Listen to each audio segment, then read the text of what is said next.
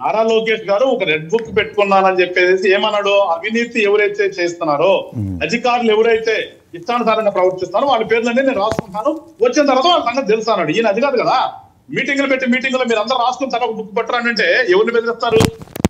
అది వేరు. నేను అంటుంది ఈయన కూడా మీరెవరు బెదిరిస్తారు? అది కూడా ప్రశ్నే కదా. వాళ్ళ గురించి మాట్లాడండి, వెంకటేశ్వర గారు అవినీతి గురించి మాట్లాడండి. ఇవాళ ఎవరిని కృష్ణమోహన్ రెడ్డిని అరెస్ట్ చేస్తే తప్ప, ధనంజయ రెడ్డి గారిని అరెస్ట్ చేస్తే తప్ప, వంశీ గారిని అరెస్ట్ చేస్తే తప్ప, లేదంటే నందిగం సురేష్ గారిని అరెస్ట్ చేసినటువంటి ఎవరైతే పోలీస్ ఆఫీసర్ ఉన్నారో వాళ్ళని తీసుకొచ్చి మీరు లోపల వస్తారా? ఎవరు పరిస్థితుల విధంలో డైరెక్ట్ గా మనిషి టు మనిషి నేను మాట్లాడతాను, ఎవరినైనా రమ్మనండి. What is Nandigam Suresh before he became MP? లేకపోతే వంశీ గారు ఏంటి పరిస్థితి?